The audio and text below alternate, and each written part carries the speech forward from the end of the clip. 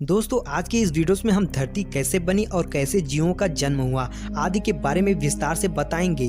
धरती के जन्म की कहानी बहुत ही अनोखी है क्योंकि यह एक समय में लावा के तापमान जितनी गर्म थी और एक टाइम पर बर्फ से ढकी हुई थी।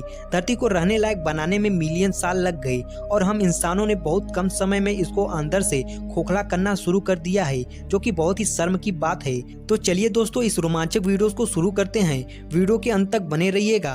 दोस्तों पृथ्वी की उत्पत्ति के बारे में वैज्ञानिक का मानना है कि लगभग 5 अरब वर्ष पूर्व अंतरिक्ष में कई गैसों के एक साथ मिलने से भयानक विस्फोट हुआ था। इससे आग का एक विशाल गोला बना जिसे हम सूर्य कहते हैं। धमाका इतना जोरदार था कि चारों तरफ धूल के कण फैल गए और गुरुत्वाकर्षण बल के कारण यह कण पत्थर के छोटे छोटे टुकड़ों में बदल गए। कई सालों के अंतराल के बाद यह कण आपस में जुड़ने लगे और कुछ समय बाद सौरमंडल का जन्म हुआ और इस तरह लाखों साल बाद गुरुत्वाकर्षण के कारण पत्थर और चट्टान आपस में जुड़ने लगे। इस तरह धरती आग के गोले के रूप में पैदा हो रही थी। 4.54 अरब वर्ष पूर्व पृथ्वी का तापमान 1200 डिग्री सेल्सियस था। ऐसे समय में धरती पर सिर्फ उबलता हुआ लावा, चट्टानें और कई जहरीले गैस हुआ करती थी। पृथ्वी की उत्पत्ति के समय थिया नामक ग्रह 50 किलोमीटर प्रति सेकंड की गति से पृथ्वी की ओर बढ़ रहा था। यह गति बंदूक की निकली हुई गोली से 20 गुना अधिक होती थी।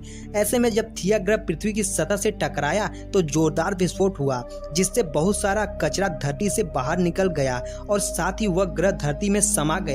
दोस्तों हजारों वर्षों के अंतराल के बाद गुरुत्वाकर्षण के कारण पृथ्वी से निकला कचरा एक गेंद के रूप में बन गया, जिसे हम चंद्रमा कहते हैं। इस प्रकार चंद्रमा की उत्पत्ति हुई। अंतरिक्ष में बची शेष चट्टानें पृथ्वी पर गिरने लगी। इन चट्टानों में अजीब प्रकार के क्रिस्टल होते थे जिन्हें आज हम नमक के रूप में इस्तेमाल करते हैं। आपको जानकर हैरानी होगी कि इन चट्टानों के अंदर मौजूद नमक से समुद्र का पानी बनता है। यह चट्टानें करीब 20 करोड़ साल तक धरती पर गिरती रहीं, जिससे धरती के समुद्र के रूप में ढेर सारा पानी इकट्ठा कर लिया। इतने पानी के लगातार जमा होने से धरती की सतह ठंडी होने लगी और चट्टानें सख्त हो गईं, लेकिन लावा अभी भी उसी रूप में पृथ्वी के आंतरिक भाग में मौजूद था और सतह का तापमान 70 से 80 डिग्री सेल्सियस तक पहुंच गया था। दोस्तों उस समय चंद्रमा पृथ्वी के बहुत निकट था, जिसके कारण उसके गुरुत्वाकर्षण बल के कारण प्रायः पृथ्वी पर तूफान आते रहते थे। परंतु एक लंबे अंतराल के बाद चंद्रमा और पृथ्वी के बीच दूरी बढ़ने के कारण पृथ्वी पर तूफान शांत होने लगे। धरती पर जीवन की इस यात्रा के दौरान 3.8 अरब साल पहले पानी की उत्पत्ति हुई थी। धरती पर लगातार ज्वालामुखी फट भी रहे थे और साथ ही उल्कापिंडों की बारिश भी हो रही थी। उल्कापिंडों के माध्यम से पानी और नमक के साथ साथ अन्य पदार्थ भी पृथ्वी पर आ रहे थे, जिसमें कार्बन और अमीनो एसिड आदि पदार्थ थे जो हर जीव जंतु और पौधे में मौजूद होते हैं। इतनी ऊंचाई से उल्कापिंड गिरने के कारण वे गहरे पानी में चले जाते थे, जहाँ सूर्य की किरणों का उन तक पहुँचना असंभव था। बाद में यह उल्कापिंड ठंडे होकर पानी में जमने लगे। इसके बाद यह एक तरह से चिमनियों का आकार लेने लग गए और ज्वालामुखी की दरारों में पानी घुसने से चिमनियों में धुआं निकलने लगा, जिसके बाद यह एक तरह से केमिकल सूप का रूप लिया, जिससे पृथ्वी पर सूक्ष्म जीव प्रारंभ हुए और पृथ्वी पर एकल कोशिका जीवाणु की उत्पत्ति हुई। पृथ्वी की उत्पत्ति के समय जब समुद्र की निचली सतह पर पौधे और पत्तियां उग रही थी और उन पर जीवित जीवाणु उत्पन्न हो रहे थे। वैज्ञानिक भाषा में इन्हें स्टोमेटोलाइट कहते हैं। यह अपना भोजन सूर्य की किरणों से बनाते हैं और इस प्रक्रिया को वैज्ञानिक रूप में प्रकाश संश्लेषण कहते हैं। एक लंबी प्रक्रिया के बाद महासागरों में ऑक्सीजन गैस भर गई और इससे पानी में मौजूद लोहे में जंग लगने लगी और इससे लोहे का अस्तित्व सामने आया। लंबे अंतराल के बाद समुद्र की सतह पर ऑक्सीजन गैस आने लगी, जिससे जीवन संभव हुआ। 2 अरब वर्षों तक पृथ्वी पर ऑक्सीजन का स्तर बढ़ता रहा और साथ ही पृथ्वी के घूमने की समय सीमा भी कम होती गई। आज से 1.5 अरब साल पहले एक दिन वर्तमान की तुलना में 16 घंटे का होता था।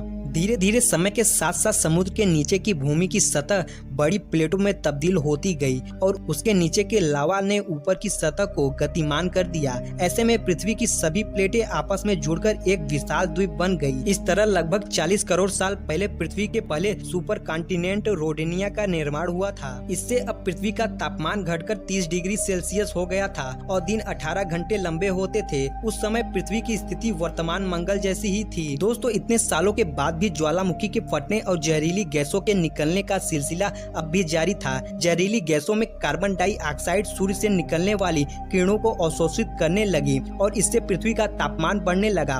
बढ़ते तापमान के कारण समुद्र में गर्मी पैदा होने लगी और समुद्र का पानी भाप बनकर बादलों का रूप लेने लगा। साथ ही कार्बन डाइऑक्साइड गैस के कारण अम्लीय वर्षा होने लगी। कार्बन डाइऑक्साइड के साथ वर्षा के कारण यह गैस चट्टानों और पत्थरों द्वारा अवशोषित हो गई और कुछ हजार वर्षों के बाद पृथ्वी का तापमान घटकर 0 से 50 डिग्री कम हो गया। इससे धरती बर्फ के गोले में तब्दील हो गई। दोस्तों, ज्वालामुखी फटने की प्रक्रिया अभी भी चल रही थी, लेकिन बर्फ की अधिकता के कारण ज्वालामुखी से निकलने वाली गर्मी बर्फ को पिघला नहीं पा रही थी और इसके अलावा कोई अन्य स्रोत नहीं था जो जहरीली गैस कार्बन डाइऑक्साइड को अवशोषित कर सके। सभी चट्टानें और पत्थर बर्फ के नीचे दबे थे। कुछ समय बाद कार्बन डाइऑक्साइड गैस के बल ने सूर्य की गर्मी को अवशोषित करना शुरू कर दिया, जिससे बर्फ पिघलने लगी। इसके बाद पृथ्वी पर दिन 22 घंटे के हो गए। बर्फ के लगातार पिघलने से सूर्य से निकलने वाली हानिकारक पराबैंगनी किरणें सीधे पृथ्वी पर पड़ रही थी, जिससे एक रासायनिक अभिक्रिया शुरू हो गई और पानी से हाइड्रोजन पेरोक्साइड बनने लगा और उससे टूटने के बाद ऑक्सीजन बनने लगी। दोस्तों, जब ऑक्सीजन गैस धरती से 50 किमी ऊपर उठी तो वहाँ रासायनिक प्रतिक्रिया शुरू हो गई, जहाँ ओजोन नाम की एक परत बनी, जिसने सूर्य से आने वाली पराबैंगनी किरणों को सीधे धरती पर आने से रोकने का काम किया।